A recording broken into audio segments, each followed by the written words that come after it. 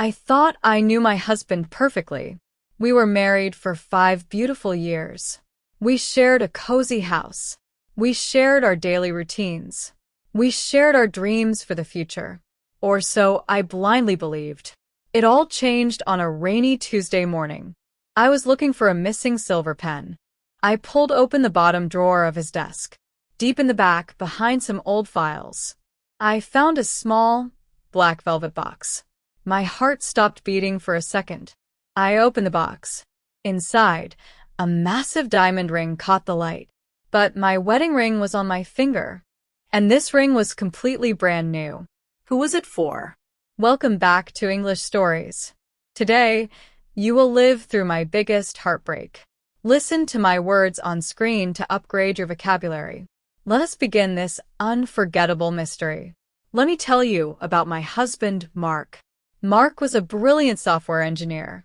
He was quiet, hardworking, and deeply responsible. He always came home exactly at 6 o'clock. He always made me coffee in the morning.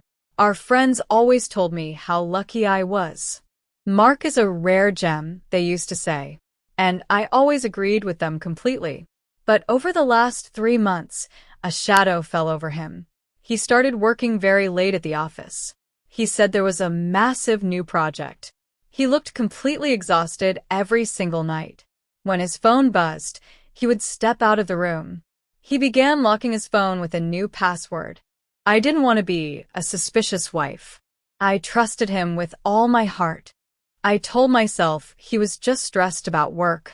But the human mind is a strange thing. When someone changes, you can feel it in the air. The warmth in our house was slowly disappearing. And then I found the black velvet box. I sat on the floor of his home office. The silver ring gleamed under the desk lamp. I picked it up with trembling fingers. I looked closely at the inside of the band. There was an inscription engraved into the metal. It read, "To my forever love, Sarah." The words burned into my mind like fire. Who is Sarah? How long had he been seeing her? Was this the reason he was working late every night? Was he planning to leave me for this woman? 5 years of my life felt like a giant lie. I looked at the beautiful house we built together. Suddenly, it felt like a prison made of secrets. I wanted to scream, to cry, to break everything. But I forced myself to be perfectly calm. I put the ring back into the velvet box.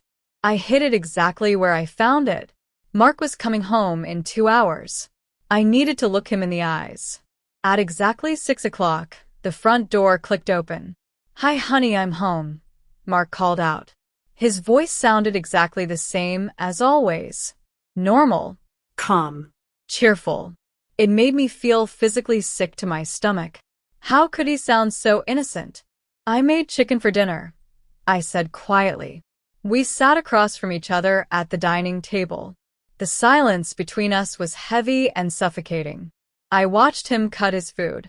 I watched his hands, the hands that held mine for years. "How was your day at the office?"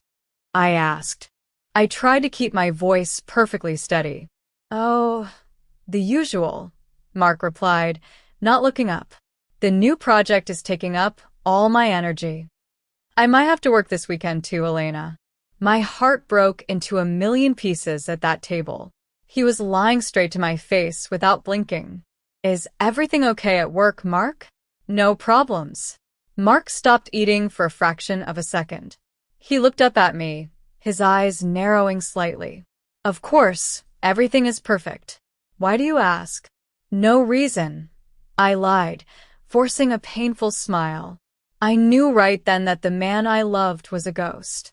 The next evening, I decided to find the truth myself. Instead of staying home, I waited near his office building. At 5:30, I saw Mark walk out the front doors. But he didn't walk toward the train station to come home. He walked to a small, elegant cafe down the street. I followed him from a safe distance, hiding my face. He walked inside and sat at a corner table by the window. A few minutes later, a young woman joined him. She had long blonde hair and a beautiful, bright smile. My hands shook as I watched them through the glass. Mark smiled at her, a genuine smile I hadn't seen in months. He reached across the table and took her hands. Then, he pulled the black velvet box out of his coat pocket. I couldn't watch anymore. The pain was too intense. I turned around and ran all the way back to the station. I sat on the train, tears streaming down my face. It was over. My marriage was completely dead. I packed my bags the moment I got back to our empty house. I left my own wedding ring on his desk drawer. Next to it, I left a short note. Goodbye, Mark. Go to Sarah. I was staying at a hotel downtown, planning my divorce. 2 days later, my phone rang repeatedly. It was Mark. I refused to answer his calls. I wanted nothing to do with him. Suddenly, there was a loud, desperate knocking on my hotel door. I opened it, ready to scream at him to leave me alone. Mark stood there, his eyes completely bloodshot and wild. He was holding the note I left behind, along with a legal file. "Elena, please, you have it all wrong," he cried out. "Who is Sarah, Mark?" "I saw you give her the ring," I shouted. Mark fell to his knees, tears streaming down his face. "Sarah is my sister, Elena. My biological sister." I froze. I stared at him in absolute shock. "What are you talking about? You don't have a sister." Mark handed me the legal file with trembling hands. "I was adopted, Elena. I never told you because I was ashamed. 3 months ago, a private detective finally found her. Her name is Sarah. She grew up in a poor foster home. She is getting married next week. She had no family to give her away. I bought her that ring as a wedding gift from a big brother. I was meeting her in secret because I wanted to surprise you on our anniversary." I looked down at the adoption papers in my hands. It was the truth. The woman at the cafe was his long-lost sister.